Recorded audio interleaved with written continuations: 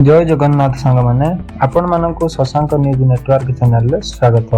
चलंतु जानिबा आजिर मुख्य समाचार। नंबर 1 खरा प्रकोप राज्य रे 10 रु अधिक सहर रे तापमात्रा 40 डिग्री टपिला। आगामी 3 दिन पाई हीट वेव सतर्कता। नंबर 2 स्कूल समय परिवर्तन प्रबल खरा पाई राज्य रे समस्त स्कूल सकाळुआ करबाकू सरकारक निष्पत्ति।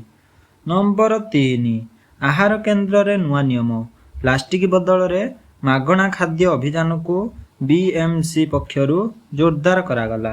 नंबर 4 नियुक्ति सुजोग उड़ीसा पुलिस रे खाली थिबा पदवी पाई आजि ठारू आवेदन प्रक्रिया आरंभ। नंबर 5 मैट्रिक खाता देखा मैट्रिक परीक्षा खाता देखा शेष पर्याय रे मे मास प्रथम सप्ताह रे आसी पारे रिजल्ट। नंबर 6 स्वास्थ्य सेवा सरकारी मेडिकल रे हीट स्ट्रोक रोगी स्वतंत्र बेड संरक्षित। नंबर 7 रथ यात्रा प्रस्तुति पुरी रे महाप्रभु रथ निर्माण पाई काठ अनुकूल पर्याय शेष। नंबर 8 चाषी समस्या अदिनीय वर्षा रे क्षतिग्रस्त चाषी को सहायता घोषणा कले राज्य सरकार। नंबर 9 आईपीएल 2026 आजिर हाई वोल्टेज मैच रे चेन्नई सुपर किंग्स और मुंबई इंडियंस मध्य लड़े। नंबर 10 धोनी को क्रेज सोशल मीडिया रे भाइराल हेउची धोनी को प्रैक्टिस वीडियो फैंस को मध्य रे प्रबल उत्साह।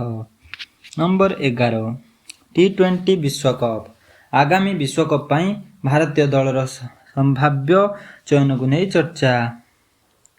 नंबर 12 पेट्रोल डीजेल दर आज देशर प्रमुख सहर रे तेल दर स्थिर रही।